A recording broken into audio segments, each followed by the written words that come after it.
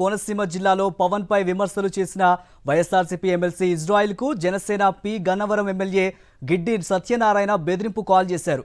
పవన్ పై విమర్శలు చేస్తే ఊరుకునేది లేదంటూ ఎమ్మెల్సీ ఇజ్రాయిల్ కు ఫోన్ చేసి బెదిరించారు. జనసేన ఎమ్మెల్యే రాష్ట్రానికి పవన్ వల్లే కేంద్రం నిధులు ఇస్తుందంటూ గొప్పలు చెప్పి బాబును సీఎంను చేయడానికే పవన్ పనిచేస్తున్నాడని ఎమ్మెల్సీ ఇజ్రాయిల్ విమర్శించడంతో గిడ్డి సత్యనారాయణ బెదిరింపులకు దిగాడు. ఇజ్రాయిల్ విమర్శలను తట్టుకోలేక హెచ్చరించేందుకు కాల్ చేశాడు. తాను మాట్లాడిన ఫోన్ కాల్ను వీడియో రికార్డ్ చేసి ప్రచారం చేసుకుంటున్నాడు జనసేన ఎమ్మెల్యే గిడ్డి సత్యనారాయణ. దయచేసి అసలు ఎప్పుడు కూడా నోరు జారొద్దు. పాలేరుతాను ఏంటి వాడి మెయిన్ లేదు ఏమనుకుంటా. అసలే పవన్ కళ్యాణ్ గారి సంగతి నువ్వు ఒకసారి ఆలోచించు.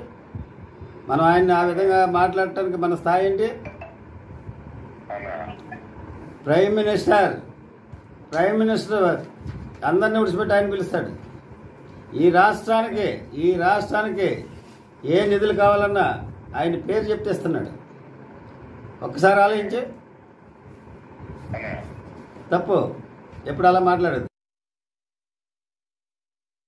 ముందు వెనక ఆలోచించుకుని మాట్లాడాలని వైఎస్ఆర్సీపీ నాయకులకి హెచ్చరిస్తున్నారు. అలా కాని పక్షంలో తగినటువంటి చర్య తీసుకుంటామని ఇప్పుడే ఎమ్మెల్సీ బొమ్మడి ఇజ్రాయిల్కి చెప్పడం జరిగింది.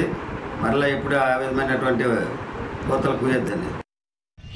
ఈరోజు ఉదయం 12 గంటల ప్రాంతంలో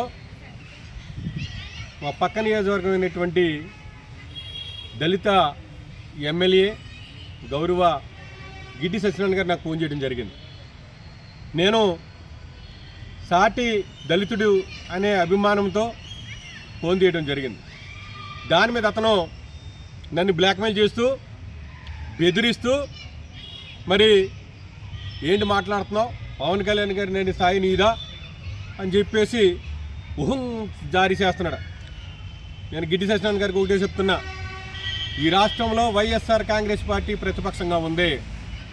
ప్రతిపక్షంలో ఉన్నటువంటి శాసనమండలి సభ్యుడిగా మీకు చెప్తున్నాను, ఈ రాష్ట్రంలో కూటమి ప్రభుత్వం చేస్తున్న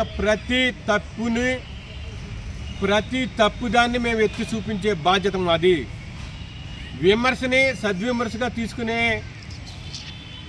లక్షణం మీ దగ్గర లేనప్పుడు మీ ఉడతూపులకి నేనేం భయపడను. మీరు ఏం చేసుకుంటారో చేసుకోండి, నాకేం భయం లేదు. కానీ ప్రతిరోజు ఈ కూటమి ప్రభుత్వం చేస్తున్నటువంటి దోపిడీలకు కానీ, ఈ కూటమి ప్రభుత్వం చేస్తున్నటువంటి అరాచకాల మీద కానీ, ఈ కూటమి చేస్తున్నటువంటి దౌర్జన్యాలు దాష్టికాల మీద ప్రతిరోజు నేను మాట్లాడతాను.